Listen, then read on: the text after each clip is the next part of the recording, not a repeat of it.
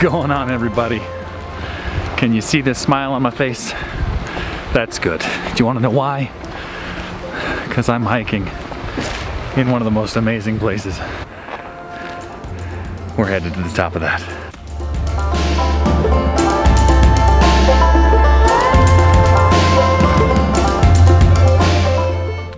I've hiked this trail a few times, and one of the things that I was reminded of was to be sure to get here early.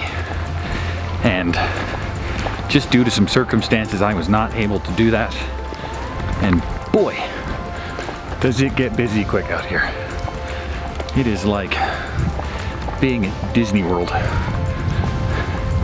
But you have to walk up the rides. Those tiny ants on that wall over there, yeah, those are people.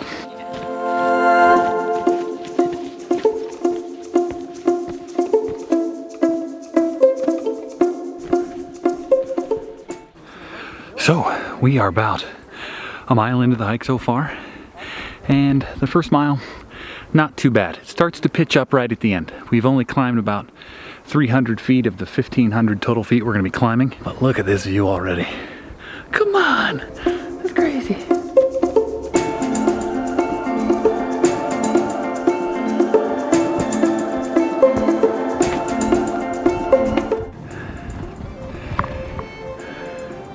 The one great thing about this trail is you never have to worry about where you came from because you're always looking at how far you've come.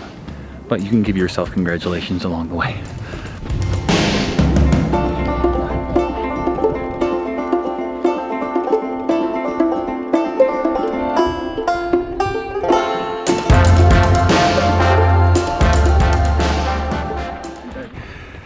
All right, we are 2 miles into this thing, and it kicks up about another 300 feet from the first mile, entering a little section called Refrigerator Canyon, which is great because there's some shade and the temperature drops significantly because of the way the breeze flows through this particular canyon.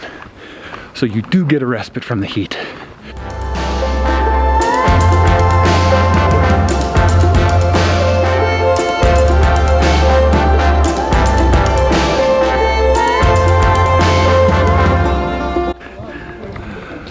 So we're just under 3 miles, and we're so close to Scout's Landing. Unfortunately, before you get there, you have to go up. I have to go up. Walter's Wiggles. 21 switchbacks. I'm on number 2, and I must say, what a sadistic bastard.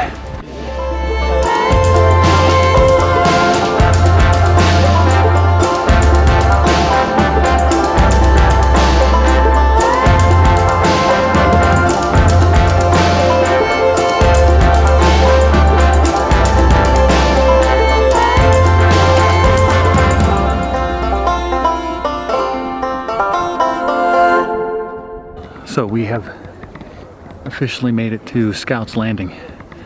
The views up here are awesome. This is just right at the top of Walter's Sadistic Wiggles.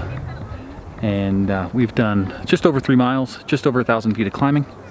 And then the rest of it is over there. That is certainly not for the faint of heart. So if you don't like heights, don't finish the trail. But even if you come to here, totally worth it. Absolutely worth it, even with the crowds.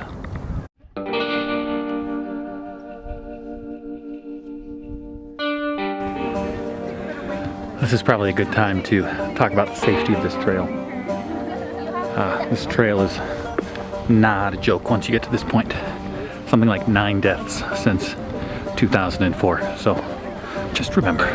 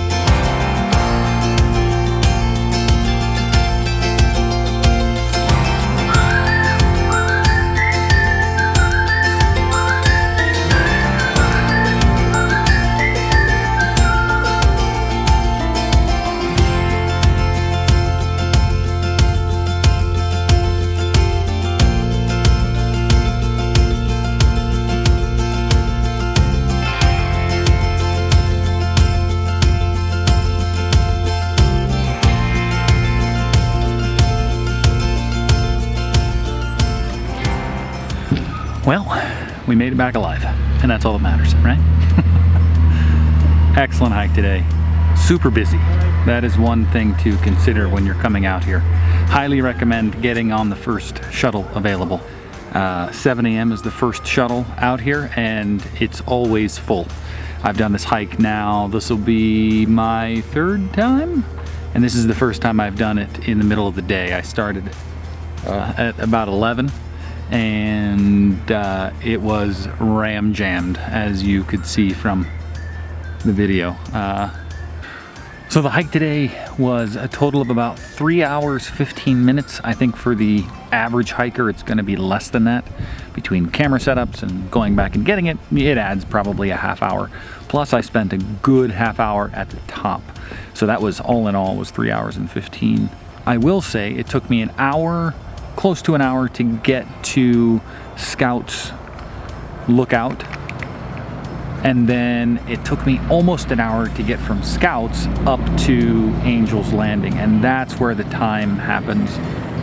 It is quite a time suck when you get to that point, because you're waiting on people potentially, so you just don't know how long that's going to be. Making it to Scouts Landing is a feat in itself and is totally worth the hike, even if you don't go on to Angel's Landing. I highly recommend not taking kids on the second half. If you have vertigo, if you are scared of heights, that is not the hike for you. It is a strenuous hike. It is straight up at times, and there are sometimes only a few feet on either side. I will say the one thing that kind of bums me out about this hike is the human element, because the hike is, parts of the hike are dangerous, and the one thing that was frustrating me was people's inability to just be patient and wait. There were people doing dumb things and pushing past people, and I would be remiss if I didn't kind of warn you. Footwear. I always say it's relative. If you want my opinion, I would wear something in the middle, not an athletic shoe, but you also don't need a multi-day hiker boot. In thinking about hiking poles, I don't know that I would recommend them.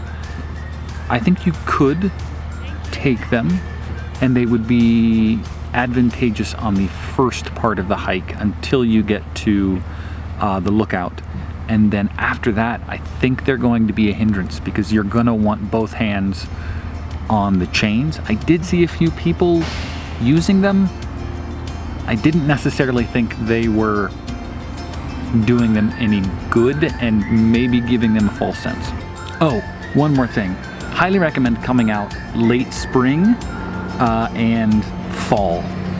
Summer it gets way too hot, and although it is a little more crowded, I think the overall experience is you're gonna get the best bang for your buck in those months. All right, that's it. I gotta go catch the tram.